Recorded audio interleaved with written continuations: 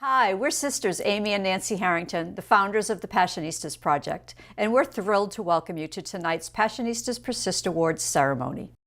We started the Passionistas Project to tell the stories of women who are following their passions and fighting for equality for all.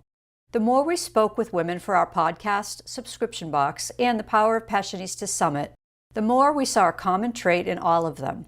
They are unstoppable. Whether they choose to use their voices to start a women-owned brand or fight for the rights of the marginalized, we found that all Passionistas are resilient, compassionate, and persistent. So each year, we honor women who embody these qualities by presenting the Passionistas Persist Awards. Tonight's recipients personify the values of all Passionistas. They are creating communities, building businesses, founding 501c3s, and changing the world as activists. They're following their passions and fighting for equality for everyone to inspire other people to do the same. Each award presentation tonight will include an interview with the recipient. We hope you find them as inspiring as we do.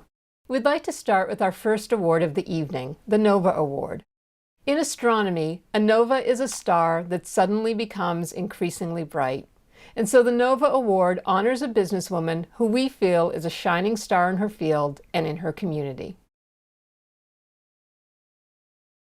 We first met Kim Roxie, founder of Lamique Beauty, when she participated in a panel at the Power of Passionistas Summit in 2020. We were instantly drawn to her company's mission to create a clean cosmetics line for women of color, women who historically have been marketed more toxic makeup options than their counterparts. Since the launch of Lamique 2.0 in 2020, Kim has turned her own struggle with hair loss into one of the most impactful beauty lines on the market. And she continues to break new ground with Lamique, including becoming the first Black-owned clean makeup brand to launch on Ulta.com. Most importantly, Kim has built a company that embraces two core cultures: to be kind to people and to be kind to the planet. Lamique supports and celebrates women in all of their glory. Kim is building an inclusive community for women across the country and is passionate about serving that community. And she's creating the highest quality products with the purest ingredients to promote the health of her customers and her community, all while being dedicated to promoting environmental stewardship. Kim has been named one of the Houston Business Journal's 40 Under 40, one of the American Business Journal's most influential young executives, and one of the 30 Black Stars by Face to Face Africa. The city of Houston formally named June 23rd as Kim Roxie Day in her honor. And she received the Barack Obama Lifetime Achievement Award for community service. She is without a doubt a superstar, which is why it is our distinct honor to present the 2022 Passionistas Persist Nova Award to Kim Roxie. Wow, am I floored right now? Am I grateful? The words that come to my mind are, people don't have to show you appreciation. They can go along like it never happened. And, I appreciate the Passionistas because they have put their passion into action. And for that, I am so grateful.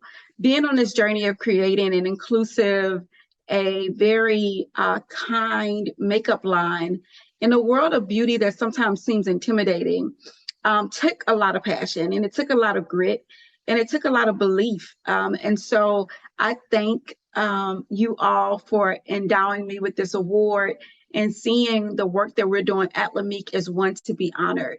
And I honor you for that. I honor you for seeing me. I honor you for seeing Lamique and what we're doing. So we're going to continue to make makeup that is speaking to all skin tones, that's showing up for all skin tones.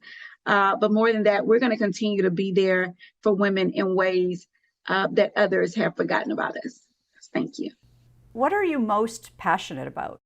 At this point, to be honest, what I'm most passionate about is almost like a variable that's changing.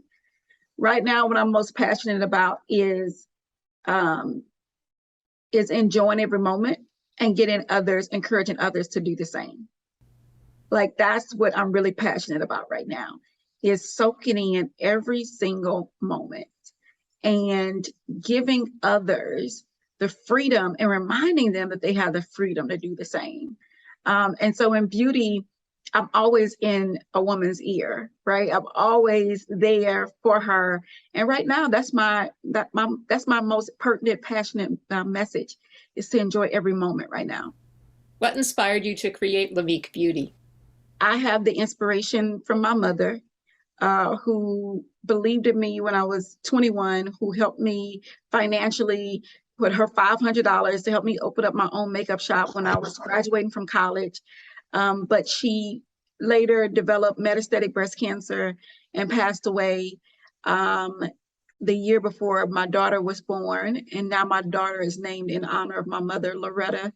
But I have the passion of my mother inside of me. That's part of my inspiration. She wore makeup every single day, and she trusted that the makeup she was using was okay. But come to find out, as we did our research, it wasn't. And so I have that inside of me that's inspired me to create this line.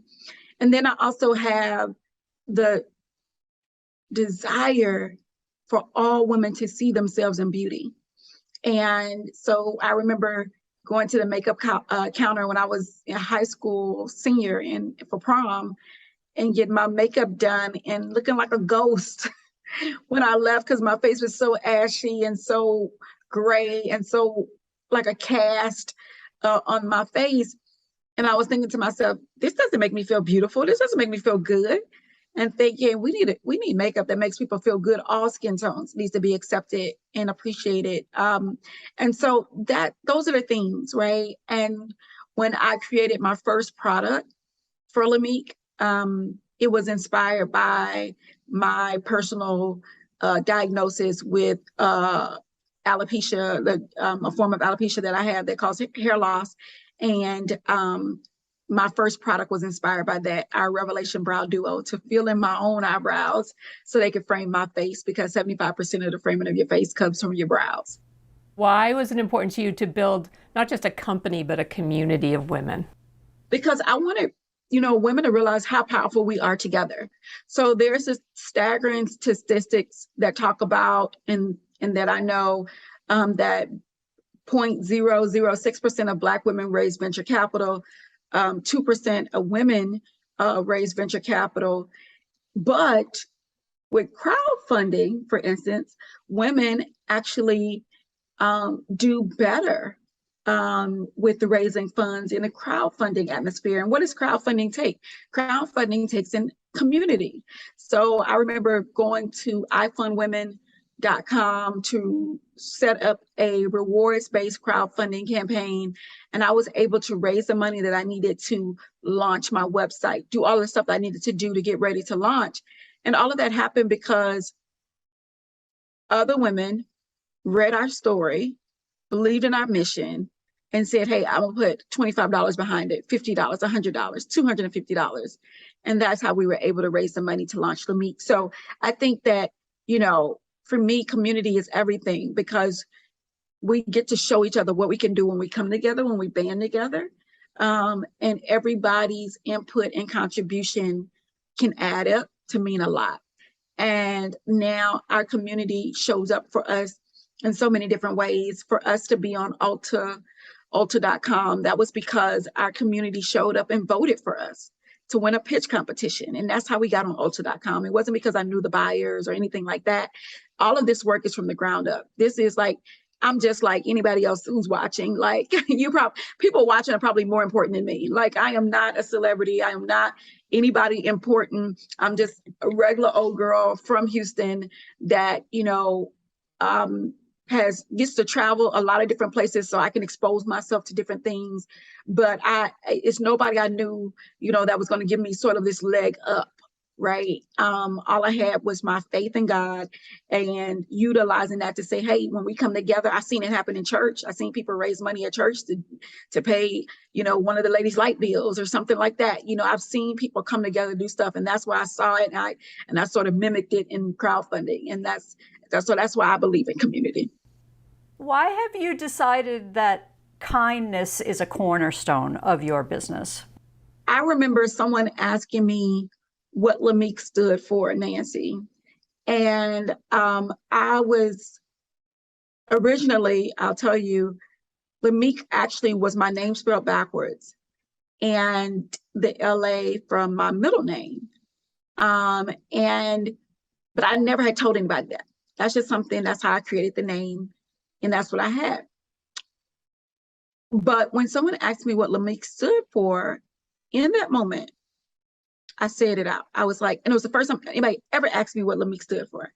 And I said, love and makeup and kindness.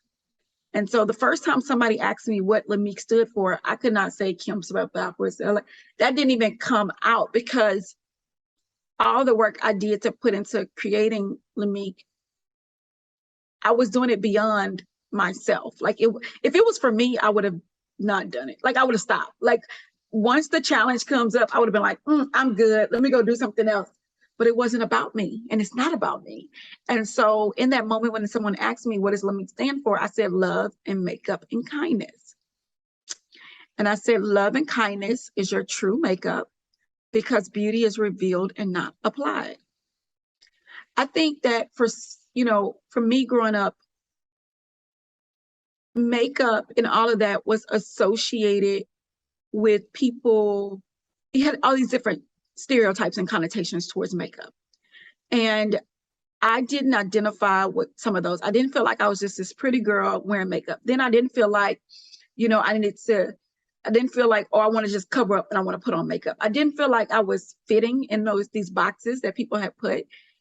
And I was like, my love and my kindness, the way I am, the love I have for life and for people and for myself and for others, and the kindness that I show, that's what makes you beautiful. That makes you walk away from a person and says, man, that's a beautiful person, right? After you talk to a person, or after a person does a kind act, you're like, that is a beautiful person, right? And so I think that the beauty that is revealed is the beauty that's lasting. Tell us about a time that you have persisted in your life and how you got through that. I had my makeup shop that I ran from 2004 to 2018. And closing that makeup shop in 2018 for me was almost like how people feel when they leave their corporate job. Because I was so used to opening up that store every day, working inside of that store, having my staff there, we're so used to that life, that when I closed it, and I initiated the close because I had this vision of building a makeup line for 2020. And when I closed it, I was like, okay, excited. I got this vision. I'm going to revamp. I'm going to, really concentrate on the products. I'm going to launch Lamique, the product line, all of, I had this vision. But about I joined an accelerator the month after I closed my store, April of 2018 in Austin, Texas, Div Inc. And when I first got in there, I was thinking to myself, oh my God, this is not what I thought it was going to be. I thought it was just going to be like, oh, just come up with some cute packaging, pick out some colors, some branding, launch your brand, And that's not what it was. I got tore down to the bare bones. I got tore down almost to just the foundation. You know how the people say you can you tear everything down, but keep the foundation and we're going to build back up. That's how I felt. I felt like I got torn down to the foundation. And it was like, no, you gotta really think through this. And so 2018, 2019, I had to be persistent to get through those times. You have to imagine, all I knew was having that store, having it open, and I'm trying to figure out e-commerce, and I was used to brick and mortar. This is when I had to persist. I had to persist in learning. A lot of us think about persisting in working, right? We think about just stay persistent in the work. What about when there's no work, it's only for you to learn? What about when you're in a learning season? And for someone who's used to, having a cash register full when they get done at the end of the night and all of that, right? But you're in a season of just learning. And it's like, you have to be persistent in learning. Wow. That was a season. So when 2020 came and we were ready to launch for March 2020, that was our date. The pandemic happened, everything, but for me, everything closed. What I did in 2018 happened for everybody in 2020. Brick and mortar closed, everybody closed, but I was opening up. And to be honest, it was the right type of attention for e-commerce business to launch in. And so it gave me the opportunity, and it gave me a spotlight opportunity to come through with exactly what I had. And if I wouldn't have taken that time to get ready for 2020, I wouldn't have been ready. I would have still had a brick and mortar. I would have been reactive. I would have been reacting and responding to what's happening versus proactive, putting in the market what needed to be there for that time. And that's what I came in and did. What does the term power of Passionistas mean to you? When you think of passion, you think of being relentless. You think of being unwavering. You think of being crazy. You think of being, even to a certain extent, misunderstood.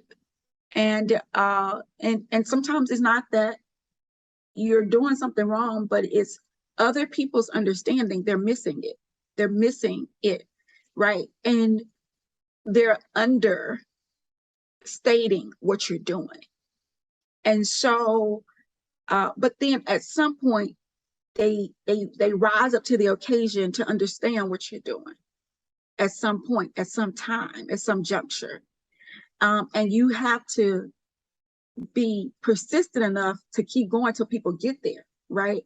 So when I think about the power of Passionistas, I think about this grid of power of people, of human beings, of women who are so passionate, so relentless, so crazy, so misunderstood, that they would continue to go beyond and be like a power grid for others to plug into that need it in the moment that they need it. And so what you all are doing, what you're standing up, this power grid that you have, that others like myself are able to plug into along our journey to give us the charge, to give us the battery life, to get through this journey of entrepreneurship and life and professionalism that it takes. So, you all just a power grid. What's your dream for women? To know that we are. We are fill in the blank after that, okay? We are the salt of the earth, okay? We are the divine beings that birth life, right? Like I just want women to know that we are what we've been waiting for. We are the answer. I want women really to fill in that blank at the end. I do believe in self-advocacy, and that's the reason why I answered that question towards my daughter, because I already know the promise that my daughter has on her life, so I know that she is. And when I think about women, I know that we are, and for women, it is a we situation. I think it is about us banding together. That's why I love the power grid of the Passionistas, power of the Passionistas. But I think that it's just that we are, and we get to fill in the blank. We are chemists. We are, owners of trash companies. We are, beauty pioneers. We are that fill in the blank. And I think that that's what I want women to know. It is time for us to just show up and define what womanhood looks like, and know that we are.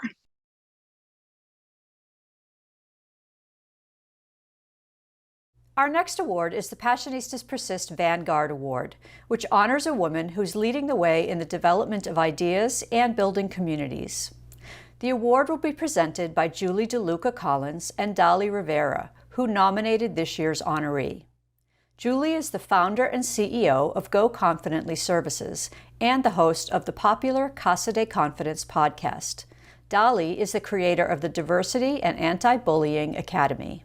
Hello, everybody, and welcome. My name is Julie DeLuca Collins, and I am here with my friend Dali Rivera to honor our friend and colleague, Danay Escanaverino. She is being honored with the 2022 Passionista Persist Vanguard Award for her great work celebrating, elevating, and connecting people in the Latin community. Danay Escanaverino is an award-winning Latina serial entrepreneur. She's a speaker and a community builder. As CEO of boutique digital agency Luna So Media, she connects brands to Latino consumers, delivering millions of leads and sales to her clients. A Cuban immigrant and the daughter of a political prisoner, Danay is fiercely passionate about elevating the Latino community. As founder of Latina Meetup, she has introduced thousands of Latina brands to millions of consumers. And as a founder of Amigos, she has facilitated hundreds of job recruitments, grants, scholarships, and other resources for Latino professionals. Danay is a board member of Latinas in Business and is a mentor for several accelerators and Latino youth programs. She's pretty amazing. Danay, congratulations and thank you again for all of the work that you do on behalf of Latinas and women overall. You embody this award, so thank you for being here. Thank you, Julie, and thank you, Dali, for this gorgeous award. And thank you to the Passionistas Project. I have to tell you that, when you do stuff that you're so passionate about and you get recognized, it's just that much more amazing because it means that people get it. People get the impact of what you're so passionate about. And so I'm absolutely humbled, especially being presented by two women that I am so much a fan of. I'm super thrilled. Thank you so much for this award. I'm absolutely humbled and very happy to receive it. Thank you. Well, again, congratulations. What are you passionate about? I am passionate about Latinos, Latinidad, the Latino community, and specifically about us being unified in supporting each other. And that's my thing. I'm an immigrant. I came from Cuba when I was a little girl. My dad was a political prisoner. And, even though in the last, probably since the 2016 election, right, where the conversation about Latinos turned really sour, and it was all about how we were a drain on the economy and a drain on the immigration system. And that's not what I grew up with. I grew up in Miami in thriving neighborhoods, businesses. We make the economy go. We've brought the economy back from the last two recessions. And so we lead in job creation, we lead in business creation, we lead in entrepreneurialism. And so I just want to continue to change how we talk about Latinos and how we support each other as a community. And so I'm super passionate about that. And that's kind of why I do the things I do. That's why I'm really big into community and making sure that we foster opportunities for Latinos to lead and Latinos to help each other out. What does the power of Passionista mean to you? The power is in the name, right? So when you're passionate and you're led by that passion, I think that just translates into power, and it's up to you how you want to use that power. So really, it's all in the name for me. Why is it important for women to lift each other up? Because if we don't do it, who's going to do it? And nothing against men. I have some amazing men in my life that I have a lot of respect for. Heck, my best mentor was my big brother, right?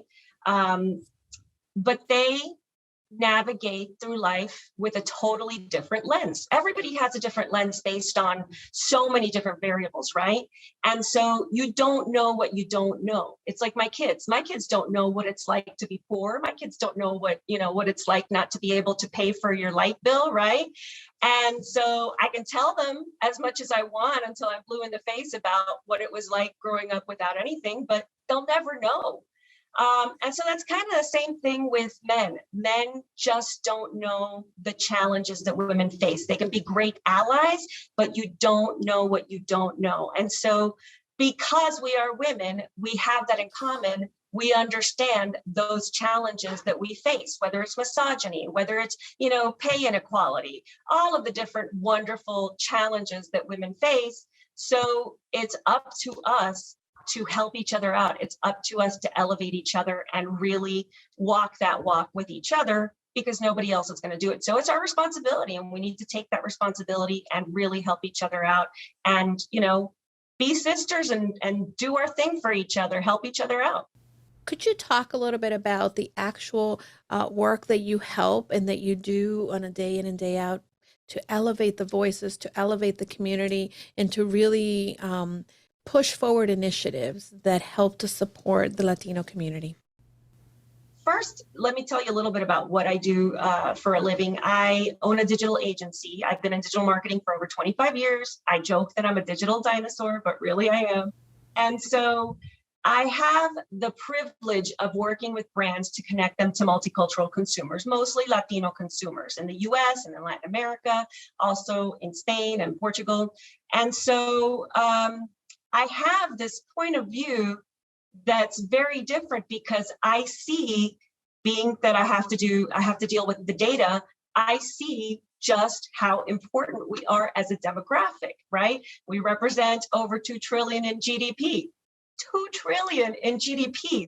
We create the GDP of a country, and not even a developing nation, like a full-on country. So when I see those numbers, right, and I see what we represent, and, I do a lot of work with market research and to make, basically because we want to make sure that our clients know how important it is to work with us. I see that and it just fuels me. It absolutely fuels me because I know most Latinos do not know this information, right? Again, the narrative has always been pretty damn negative. And it's just gotten worse since that election. So I really, really wanted to make sure that, number one, we were educated about how important we are. And then number two, that I could find resources leveraging the clients that I work with to really help out. And what I mean by that is when I launched Latina Meetup, for example, in 2018, I made everything free. Everything was free. We had this multi-city tour of events where we had Latina professionals come in, and I had sponsors that wanted to reach this demographic fund these events. And what did we do? We gave free headshot photography to every single woman that showed up that wanted to have a new professional headshot. We introduced Latina brands at all of these events so that they didn't have to pay to be marketed to their demographic, right? All of that was free. And a lot of professional development opportunities. Again, all of it free because I really believe that the brands could fuel that, could fund that, and we could have all of these resources for people that really needed them. And we did a bunch of like scholarship opportunities, and we give away a lot of free marketing to the community. And so when the pandemic hit, yay, in 2020, we couldn't have any in-person events anymore. So I translated that into, we started having Zoom events, but it really didn't feel the same. And then Clubhouse happened. And I got onto Clubhouse and I didn't see any Latinos, but my brain was already like, the synapses were sparking. And I was like, there's something here, there's something here, there's an opportunity. So I just started having these networking events every single morning.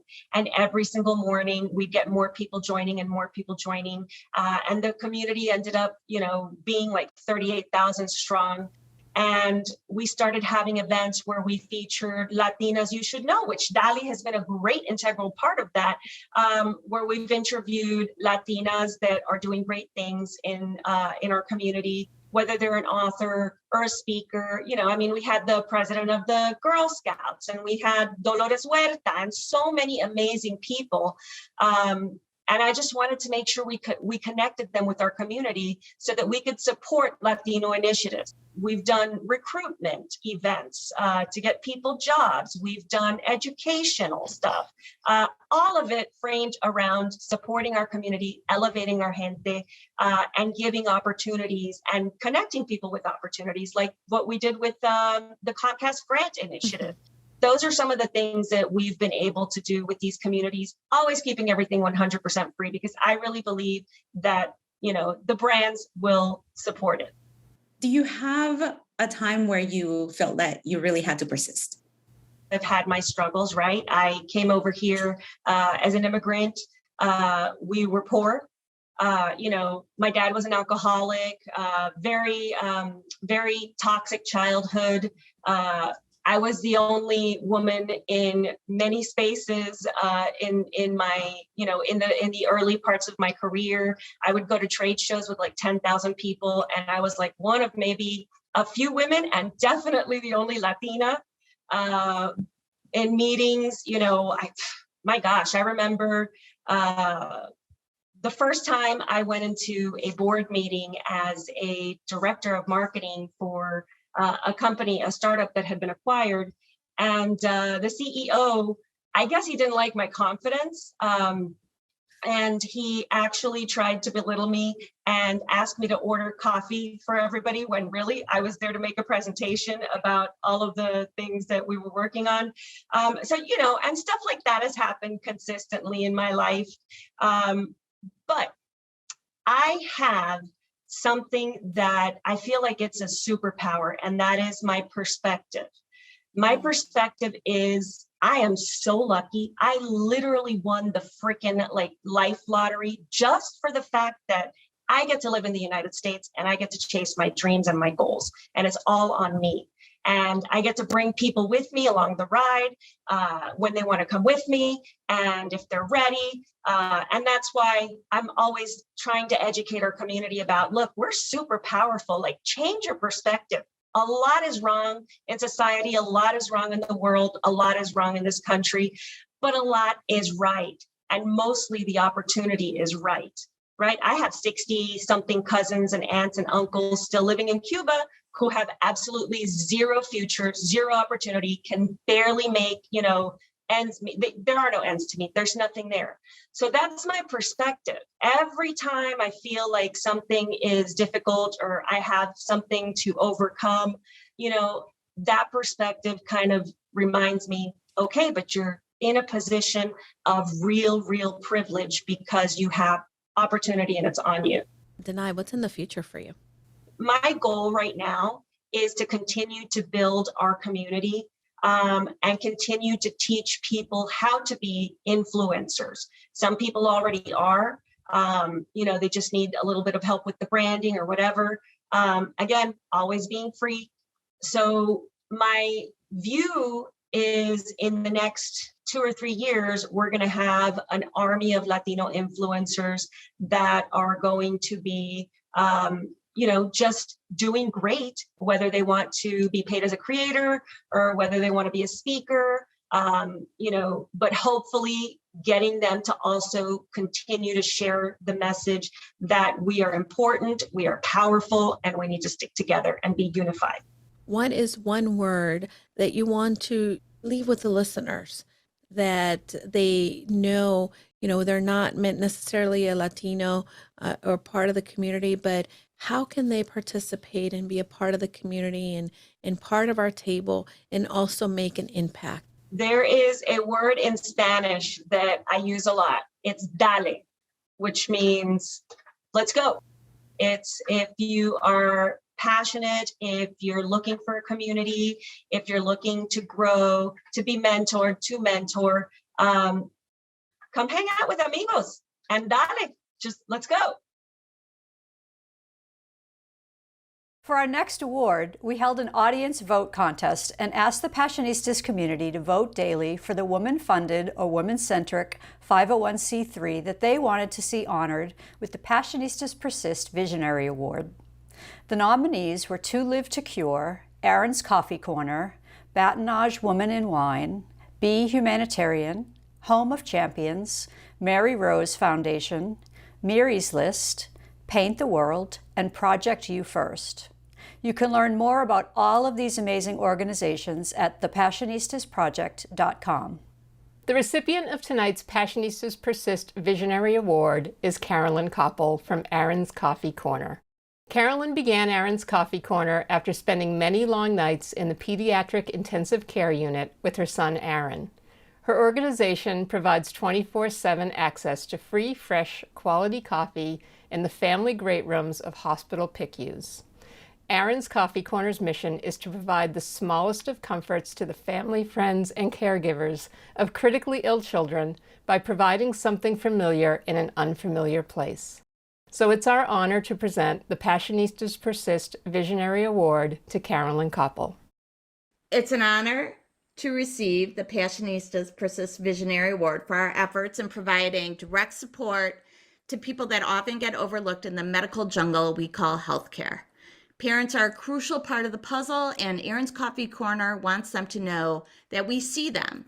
Providing a daily dose of comfort in the form of coffee and tea is the least we can do to acknowledge their courage, their grit, and determination while they care for their children in a uniquely stressful situation.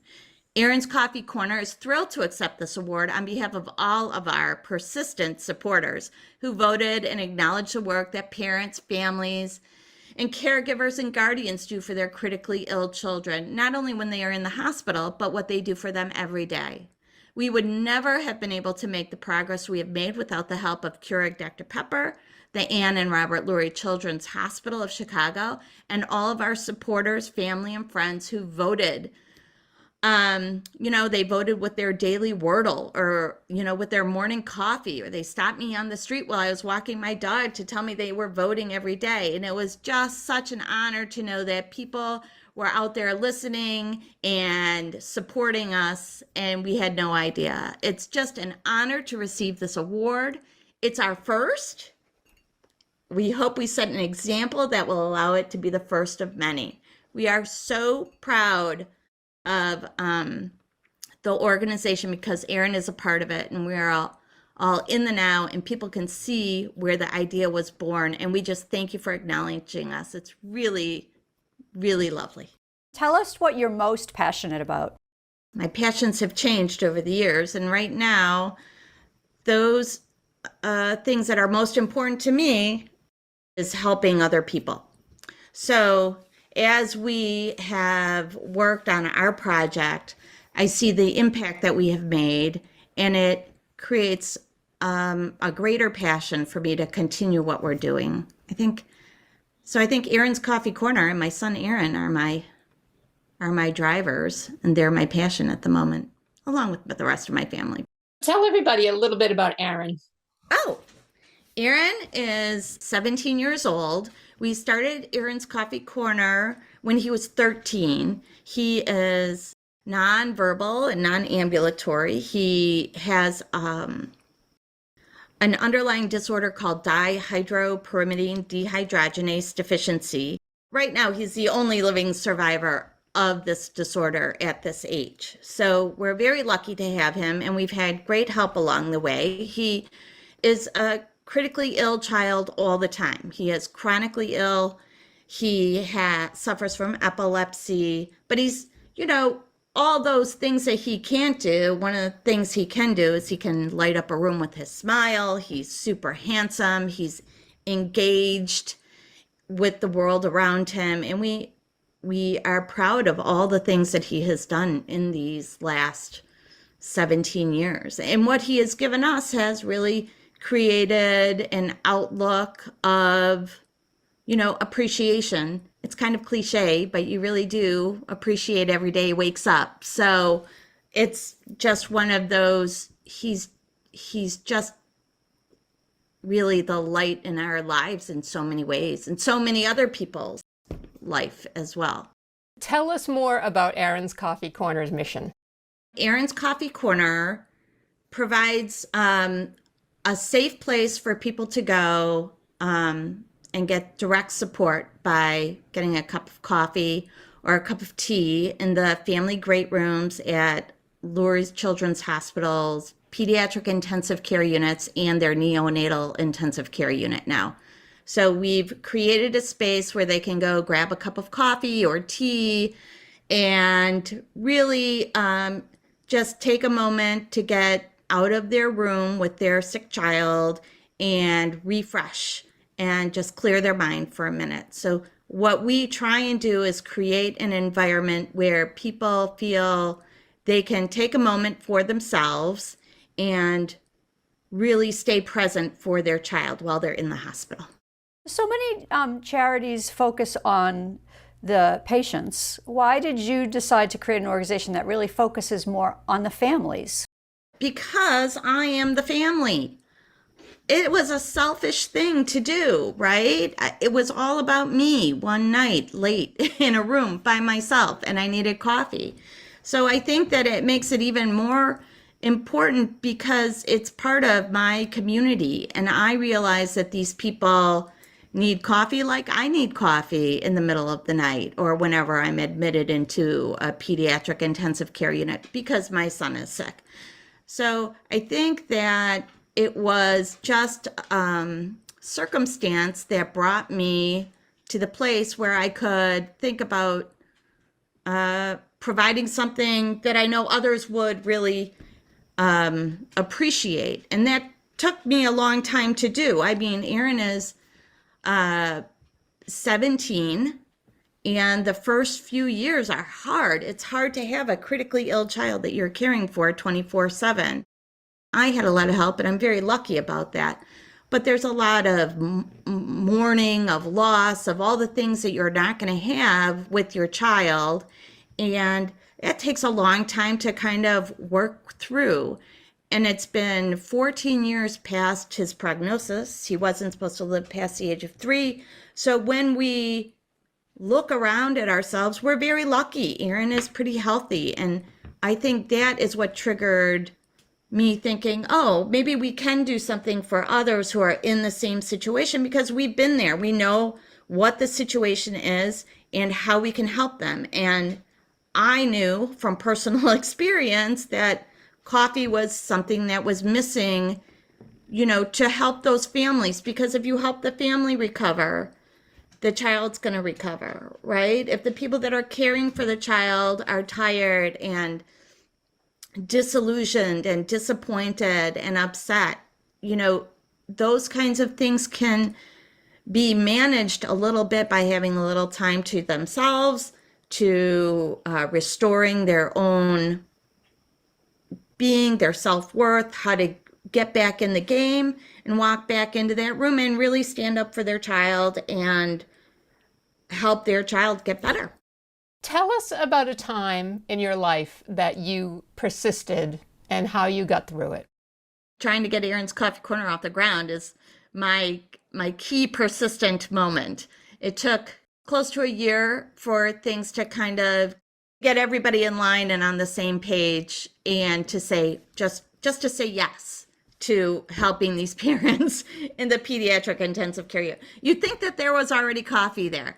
And what they used to have was like a bun burner, like a bun stove with a glass coffee pot, and it was always dirty. And I'm like, no, we can make that better for you. And you'd think they'd say, oh, that would be great. But there's a lot of ins and outs and politics and bureaucracy when it comes to a major hospital. And we're lucky enough that we were able to, work it out so we could at least start a pilot project. And I knew once we got in there, it was going to be hard to get rid of us. So my goal was to make it as successful as I could in the first 4 months and make sure that they saw that our fundraising could keep up with what was needed. So, because it's always hard to take things away from people. And a lot of people in the pediatric intensive care unit are there often. It's not a fun place, but they end up there because their kids are sick. So it's something that people would notice if it was gone all of a sudden. So the idea of just being sure that we were proving our worth to, not to the families and not to the PICU staff and not to the PICU doctors that were using it, but to the bureaucracy that surrounds an organization like this. So I feel like we were pretty persistent and we got it done. And now we have 2 machines. I'm hoping for a 3rd. So we'll see where it goes, but persistence paid off in this particular situation. What's your dream for Erin's Coffee Corner? The dream changes. I find that I get an Instagram post from a family at Lori's, and they say how much it's meant to them to have this coffee. They've been there for 42 days, and that makes staying at Lori's and just Lori's worth it, because I know that we're really having a direct impact on the people that are using it. I think pre-COVID, we had like a 5-year plan, which is now maybe like an 8-year plan. And we would like to spread it to a couple of other hospitals, either locally or a hospital that has a number of hospitals throughout the country. And that would be creating it in a way that we could help them with a grant and create like a lesson plan or a syllabus on how to raise money and how the hospital should raise money. Because what we do for Lori's is a separate entity, even though they help us collect money. And I think that it's important as we move forward that the hospitals know how to continue that relationship with their families and how to build on the fact that they are doing something for the families, and how working with families can also help children thrive when they are ill. That's our goal. I don't know when we're going to get there. I'm feeling that the Lori's needs us right now. And I feel like we are helping a pretty large population because they're a large hospital, right? But I would like to help smaller hospitals as we move forward. And that's why I really want them to take part in the fundraising and maybe find a family that could support Erin's Coffee Corner as a fundraising family. So I have all these ideas in my head, but right now we're focusing on Erin's Coffee Corner and how we raise our funds and that we can continue the legacy. I mean, we're in our 4th year, and we'd like that to be for 40 years. There's no end in sight for our work at Lori's. So it depends on where the path leads. Tell us what the phrase power of Passionistas means to you. It is an interesting concept because, women run the world. And I think that the idea of women supporting women is kind of overlooked and sometimes not really appreciated. So I think that it's really important for people to remember that we should be supporting one another as women. And we should be supporting people that are believing in what they're doing, because everyone that is participating in this is really trying to find a way to help others be their best selves.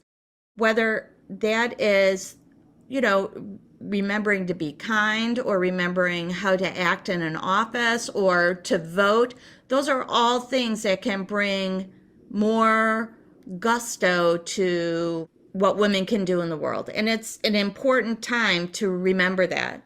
Women have a say in what happens in the world, and we should really take advantage of it. What's your dream for women? Wow, I would like them to get paid as much as men.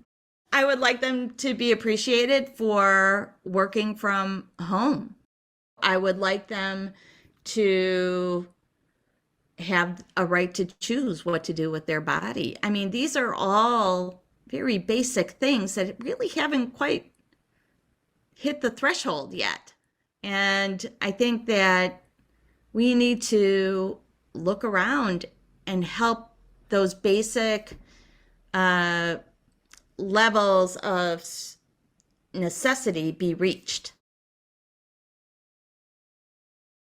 Our next award this evening is the Passionistas Persist Trailblazer Award. The definition of trailblazer is a pioneer, an innovator, a person who makes a new track through wild country. Tonight's recipient is an activist and author who is pushing boundaries for women daily in this wild country we live in. The award is being presented by Dr. Melissa Bird, a feminist, author, healer, and coach. Melissa's purpose in this world is to teach women how to step into their truth and quit playing small. I am so pleased to be presenting the 2022 Passionistas Persist Trailblazer Award to my amazing, inspiring friend, Soraya Chemaly. Soraya is an award-winning author and activist, is the former executive director of the Representation Project and director and co-founder of the Women's Media Center Speech Project. And she has long been committed to expanding women's civic and political participation. One of the things I love and adore about Soraya is that she is the author of one of my most favorite books, Rage Becomes Her, The Power of Women's Anger. And I do not think it is any coincidence that this year of all years, I get the privilege and the honor of presenting Soraya with this incredible Trailblazer Award. So Soraya, thank you so much for joining me today to receive this amazing, beautiful, awesome, well-deserved award, because you are certainly blazing many trails in my life and the lives of so many of us. Thank you so much, Missy, and thank you to the Passionista Project. I am really genuinely so honored. It has been a difficult year. It's been a difficult decade, actually. And honestly, it's just nice to know that organizations like yours are thinking about the work that people are doing that requires this kind of persistence, which doesn't necessarily mean the same thing as hope. But really and truly, I'm genuinely very, very honored and delighted to be able to have this chance to have a conversation with you again, and want to just say thank you very much. You and I, in our professional work, Soraya, we work with so many organizations and so many people who are trying. Yes. But the thing that I love about the Passionistas Project is they are doing in such an authentically beautiful way. And so the first thing I really want to talk with you about today is about the power of the Passionistas and this mission of bringing all these women together from literally all over the world. Yes. To talk about making change with diversity, equity, and inclusion, truly doing it this time. Yes. Like the lineup just blows my mind every time I think about it. So what does the power of Passionistas mean to you? When I first heard Passionista, my response was a little bit viscerally to think, oh, hold on, that's a word that I personally have heard, that you have heard, that many of us have heard, that's used dismissively. You're so passionate about that project you work on, right? As though some of the issues that we are fighting against are pet projects that we do in our spare time because it makes us feel happy, you know? And so I actually had that initial response, but what I really came to understand and think about was the fact that there's no reason to reject the word passionate or the idea of what it implies and clearly means in this context. I mean, these are women from all over the world who are dedicating their lives to making change, often in situations of grave danger, of risk, of political violence. Increasingly, we know this is the case. Increasingly, we know that the people at the forefront of so many movements, environmental movements, climate change, indigenous rights, abortion, reproductive rights, racial justice, it's over and over and over again. Women, Black women, queer women, trans women, women who are just pushed farther and farther and farther into the margins. And so I think it's really important to understand what it means. Honestly, the word kind of, to me, lies at the nexus of the personal and political that some people have the luxury to think are separate, right? We know that that's a decades old expression from the feminist world, that the personal is political. But a lot of people really still benefit from separating those two things. And you know, we gain nothing by pretending that they're separated. I think we have to have passion to keep moving on. If we remain passionate about the things that deeply impact our lives and our world and the world of other people, particularly all of the women you just mentioned, we start talking about disabled women, women who are engaging in decolonizing work. We start talking about rebellious women, women who are trying to get educated and disrupting the education system. When we think about those people being the ones who are potentially going to get us through, then we have to understand passion. Because without passion, the drive in hopeless moments becomes diminished. And so, what are you the most passionate about? When the Dobbs decision came down, I think like a lot of people, I burst out crying. And the thing is that you've been doing this work. I've been doing this work for, it feels like decades, right? There was no surprise in this at all. There was just profound loss and disappointment and sadness and rage. That's how I felt, and it was just so eviscerating, actually, because I think that if you have been on this side of this fight, seriously, you understand what just happened, what we just lost, what it represents. And that's not to diminish other losses at all. But it's such a turning point to have the right taken away. But it is a really critical point and a great unraveling. What are the things that you really want to help people who are part of this Passionistas Summit understand about taking our rage and using it to blaze wherever we're going? There are a few things that really still strike me. It's been 3 years since the book was published. And, it's one of these books, I think, that has a very long tail, because in fact, there is an evergreen quality to these ideas, and we want to understand emotionality. And we, in particular, I think, want to understand the role it plays in our cognition, because if you are a woman or femme identifying, you know how quickly and easily people dismiss you if you express anger, which is why so many of us try not to show anger, feel anger, display anger. We've grown up being punished for it or mocked for it. That's the number one worry women have. It's not that someone's going to be violent.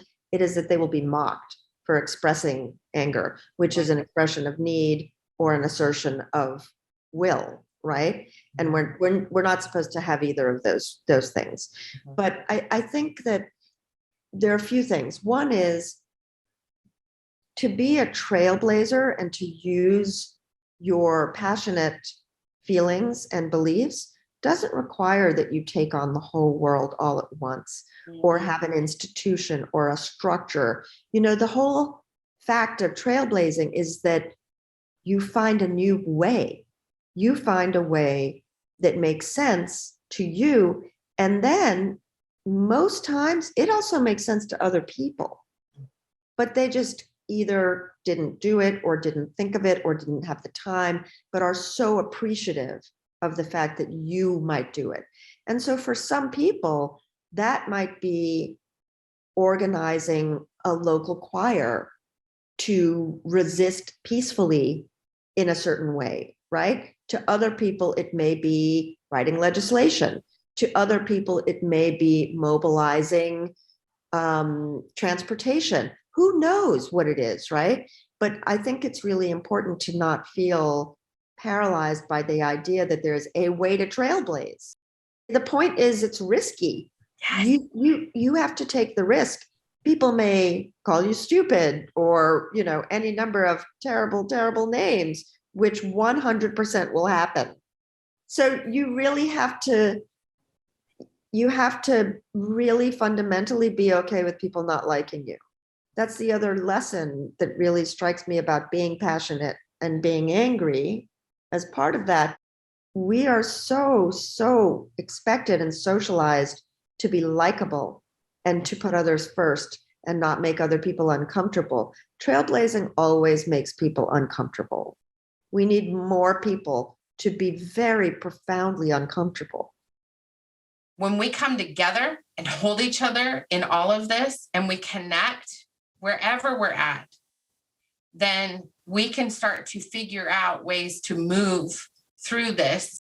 Yeah, and I think too, in terms of coming to terms with what all of that really means, I think that what's very clear is that communities that have been under-resourced and punished for centuries, right? They have been responsible for themselves. They have already been at war with the government. They have already been punished repeatedly by the society. Yes. This is not new. No. Honestly, what's new right now, I think, is the shock to white communities, just like when Trump was elected, frankly. Yeah. Right. Just the shock of it to some people that, my God, it can actually happen. And you're like, yeah, it can. Yeah, sure enough. It can, because it has. It's happened over and over and over again. And so that circle of people who are negatively affected is now bigger. And I think part of the problem is the instinct in many communities is, well, we need to do something. And then they start from new, instead of stepping back and thinking, this would be a really good time to educate myself, to listen, to learn, to support the leaders who've already been doing this, the communities that understand how to do this, and I know this too. I will say this flat out because I have seen this over and over again. What often happens, particularly you've seen this too, right? In feminist organizations, but philanthropic organizations that aren't specifically feminist, white women will replicate patriarchal power structures by default, and they will act in ways that are corrosive to other types of organizations and societies. So very hierarchical, very dominant, very power over, very top down. We've seen that destroy organizations over and over again. So I think it's just really important in this moment to step back and be very self-reflective. How am I contributing to this problem structurally without knowing it? What mistakes have I made? What can I learn? How can I be quiet? How can I learn? How can I learn is really, I think, possibly the most important thing the question people can ask right now. We all can learn. The night that Saturday Night Live premiered in 1975, we slipped downstairs after our parents went to bed to watch the show with our older siblings. Our lives were changed forever. Before that moment, the comedians and actors we saw on TV were our parents' contemporaries. But when the Not Ready for Primetime players blasted through our set, we saw our sisters on the screen. At just 24, Laraine Newman was part of a renegade group breaking down doors for the next generation. Laraine hit the SNL stage with impressive credits already on her resume. She had studied mime with Marcel Marceau in Paris, was a founding member of the legendary Los Angeles improv troupe The Groundlings, and honed her skills developing original characters. SNL launched Laraine into rock star status, but it's only one of her many accomplishments in her multi-decade career. She's appeared on hit television shows like Saint Elsewhere and Friends, and worked in film with legendary directors like Guillermo del Toro.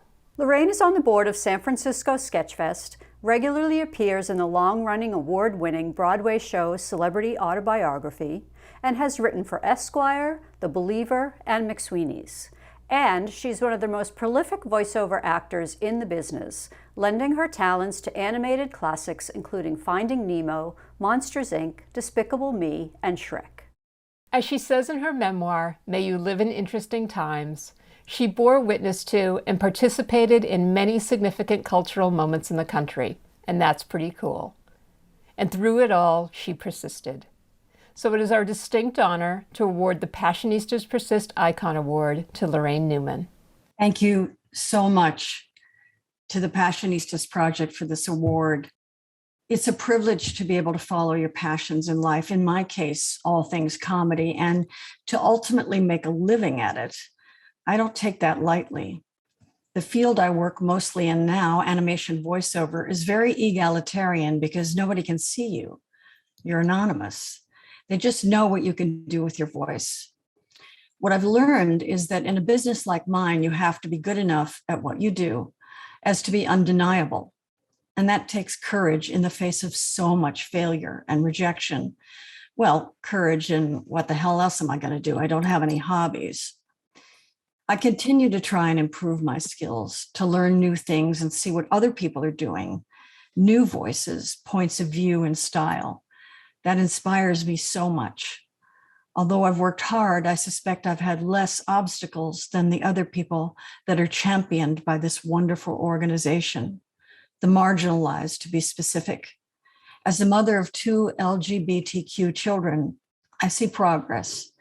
The world is more open to them than it might have been, say, 20 years ago.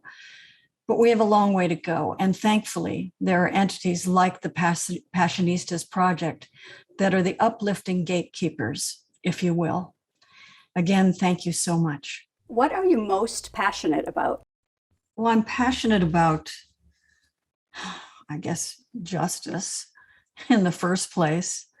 I'm passionate about my kids. I'm passionate about my interests, which range from cooking to comedy. So I guess you could say that's a distillation of some of the things I'm passionate about. You were one of the founding members of the Groundlings with your sister Tracy. So what was the atmosphere like for women in improv at the time? Well, we had a great director, Gary Austin, and he was, it was a meritocracy for sure. Whoever had something funny, that's what went up. And I think that the world of comedy at that point was just at a turning point. The Comedy Store had just opened. There were lots of clubs along Beverly Boulevard. There were drag clubs. There was Wayland Flowers and Madam.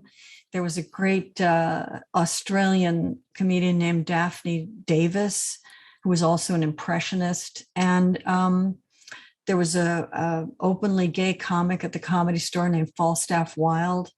So I think, even though there is a polemic about women in comedy back then, I never experienced that. You went on to be part of the original cast of the Not Ready for Primetime Players on Saturday Night Live. So talk a little bit about what it felt like to be involved in creating this iconic show, and if you ever even imagined the groundwork you were laying or the doors you were opening. Well, it was impossible to have that kind of perspective. I just knew that all of us represented a different kind of style and tone from the disparate parts that we came from: Chicago, Toronto, New York, California.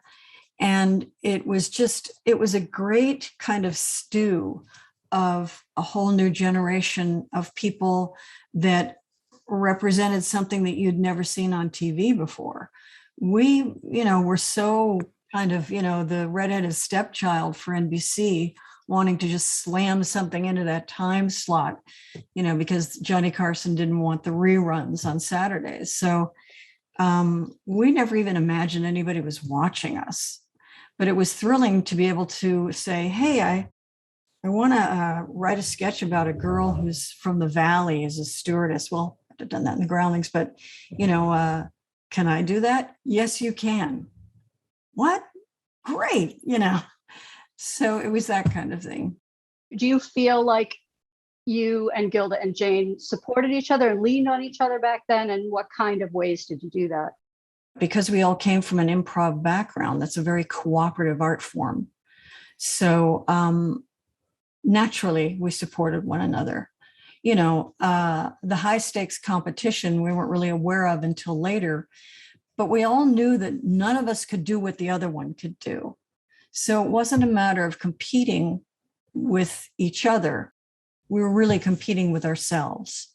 You are one of the queens of creating characters. So what's that process for you? The process of creating characters is, my God, usually in the beginning for people, it's an amalgam of the people they grew up with, the things that they noticed. And I was such a minor bird. I mean, I was fascinated by dialects, and there were just characters all around me that I later exemplified. What's the power of comedy? It offers so many things. It offers the ability to frame things in a way that tells the truth without being necessarily threatening. I think George Carlin's really a good example of that, because he distilled things and he arranged the anatomy of things like hypocrisy and corporate greed and organized religion. He arranged it in such a way that people could see, the flaw in the argument. And so I think, if anything, hopefully it furthers the dialogue on things.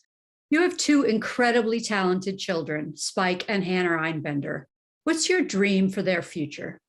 They're already pretty much self-supporting, which, it's like, I've done my job as a parent, I'm so proud of them for that. They have a great work ethic, so it's not like something that I have to worry about them having. They already have it. I hope that they see a world that is a lot better than the one that is around right now. What advice do you give to them? Like they would take my advice. I've learned as a parent that, unless it's solicited, it's perceived as criticism. So if they seek my advice, then, always it's like, continue to learn. That's all I can say. Is there a moment in your journey of following your passions that you think would be most inspiring to people? The moment I decided to pursue voiceover, even though it was a really hard world to break into, I just knew that I figured out that was what I was perfectly suited to do. I wasn't as invested in being an actor or being on camera. I love the idea of working and acting with my voice. And I auditioned for shows for 2 years, and I got roles, but I didn't get series regular roles. And then I studied with a guy named Charlie Adler and Chris Zimmerman. And, I think the willingness to continue to learn and recognize that there are certain aspects of a technique that you might need help with, being willing to do that is so important. Being willing to continue to learn is everything. What does the phrase power of Passionistas mean to you? Passion drives everything we do, the wish to achieve, the wish to evolve. So, I think helping others to recognize the process of achievement and the struggle of achievement is a really great endeavor. Our final award this evening is the Passionistas Persist Humanitarian Award, which honors a woman who spends her days in pursuit of equal rights and promoting human welfare for all people. The award is being presented by Kara Reedy, a journalist, actor, director, and photographer. As the director of the Disabled Journalists Association, Kara knows that the world is missing out on some of the best stories on the planet, and the journalist in her knows that can't stand. I met Rebecca 3 years ago when I was interviewing her for a documentary I was working on at The Guardian. Literally, the moment we clapped eyes on each other, she screamed, "You don't get down with that LPA bullshit either." I knew we would be friends immediately. Rebecca is a second-generation activist. She's been around since she could ride on her godmother's wheelchair to protest. She was the co-founder and director of the Disability Justice Initiative at Center for American Progress, where she built out a progressive policy platform that protected the rights and services disabled people depend on for survival, and also developed innovative solutions like a proposed disabled worker tax credit and increased access to capital for disability-owned small businesses. She stewarded a campaign that resulted in an unprecedented 12 presidential candidates developing disability policy platforms. She's a 3-time presidential appointee. Rebecca served in key policy roles at the Department of Education and the Department of Health and Human Services, as well as oversaw diversity and inclusion efforts for the Obama administration. I'm honored to present her with the Passionistas Persist Humanitarian Award. Thank you so much, Kara. It is such a tremendous honor to accept the 2022 Passionistas Persist Humanitarian Award. 43 years ago, my parents, both people with dwarfism, recorded an interview for a local news station where they said that they hoped for a future for their child where people with dwarfism would not be jokes, could achieve any job they desired, and live a life free from discrimination.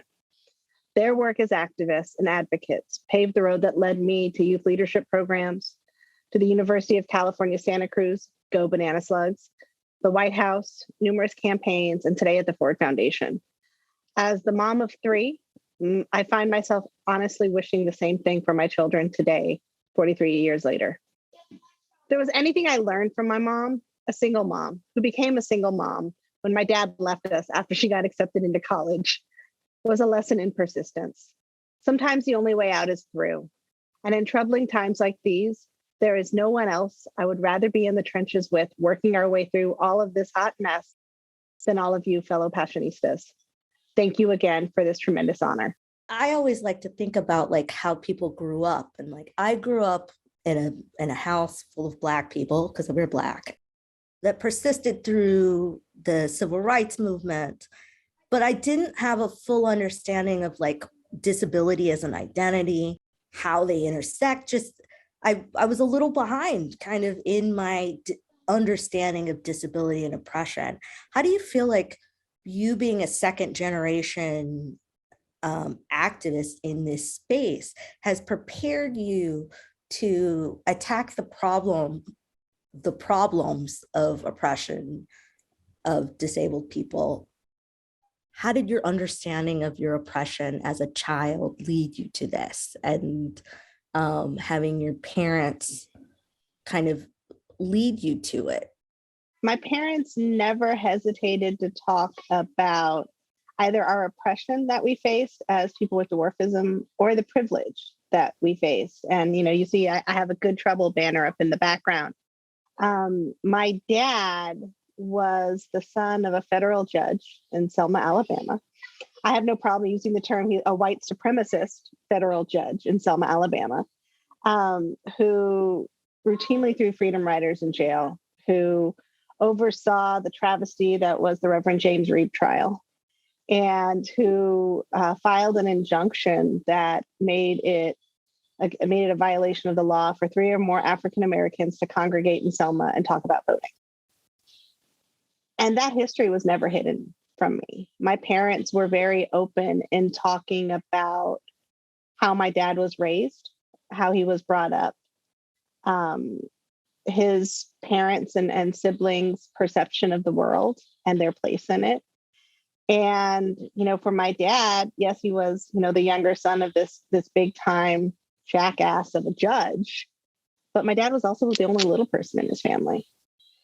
And so, wherever they went, yes, he was the judge's kid, but he was also the dwarf. And his older brother had schizophrenia. So in a very Southern, very patriarchal family, both sons were disabled. And I think that was something that was never lost on my dad. His brother became institutionalized when my dad was a teenager, and his brother was in his early 20s. And so while, yes, he grew up with a lot of privilege, he also grew up with a brother that, nobody talked about. And then he was the heir, or, you had the heir and the spare, if we're going to, use a monarchy term. And the spare was a little person. And so, my dad spent a lot of time thinking about what his life was like. And my dad grew up with gay friends in Alabama and saw how they were treated, and ended up at a Little People convention where he met my mom, who was the number 5 of 9 kids, all red-haired flower children. And it was love at first sight. My dad went home to Alabama and packed up his 69 Camaro and drove it from Selma to San Francisco. And they got married like 6 months after my mom turned 18. And my mom was also the only person with dwarfism in her family. And growing up in the Bay Area at the height of the AIDS epidemic, my dad ran a center for independent living. My mom ran a disabled student center at a community college. And so they were losing friends and students and clients left and right. And I remember as a kid, like my parents skipping my ice skating lesson for us to go to funerals. And I remember being like, why are we going to another funeral? And my parents being like, nobody deserves to die alone. Like, we have a responsibility to show up for people. And that was always my parents' core value. And, you know, we would talk about things. Like, I remember when I had the realization that my dad's best friend was gay. And I remember asking my dad, why does Uncle Don's roommate come with us whenever we go anywhere? Like, why does Mark come with us? And my dad was like, well, that's his roommate. And my mom was like, come on, Billy, like, give me a break. And my dad was like, that's his partner. They love each other. And like, I was 6. And so it was like, oh, they love each other. Okay, that's cool. Like, whatever. You know, so my parents were really open in both talking about sort of the ways they moved about the world, but also the fact that that there was oppression and that we had to talk about it, and that it wasn't always like stiff upper lip or, you know, pick yourself up from the bootstraps. That there are days that it really sucks being a disabled person. And like, they didn't hide that from me. You also kind of touched on like grief being a really big part of being disabled. I don't say that lightly, but whenever I say this or bring up something that's negative around disability, people are like, we knew it. And it's like, no, you don't really get it. Like, that's not what we mean by that, but there is a level of grief that is involved in being disabled. Because the systems let you down so often. How do you navigate your grief to keep moving? I was in your spot and I was interviewing Senator Tammy Duckworth when we launched the project that I was running at the time at the Center for American Progress. And I asked her about it as a disabled woman veteran. And she said, you know, Becca, sometimes you just have to embrace the suck. And I thought that phrase was so perfect. And I was like, I've never heard anyone just say it like that. And she's like, yeah, there's days it totally sucks. And there's days that it's really rough. And that's the reality. And we don't do any of us a service by not being willing to talk about that. And I remember coming across a book on dwarfism recently, actually, that had my mom's story in it. And my mom talked about how when she was 16, my grandpa took her to Muir Woods, just north of San Francisco. And with a family of 9 kids, nobody got alone time with parents. It just doesn't happen. And my grandfather sat in the car with my mom in the Volkswagen Bug that they had and told her she was never going to get any bigger. And her talking about her mourning process. And like, that wasn't something my parents did for me. And so, you know, there are days when it sucks. I mean, I remember there was a job I really wanted, a vice president for health justice for a progressive women's organization. I was a finalist. And then they called me to tell me I wasn't getting the job. And what they said, and I quote, was, our organization is not ambitious enough to hire someone like you. And I was like, what the hell? Like, is that a compliment?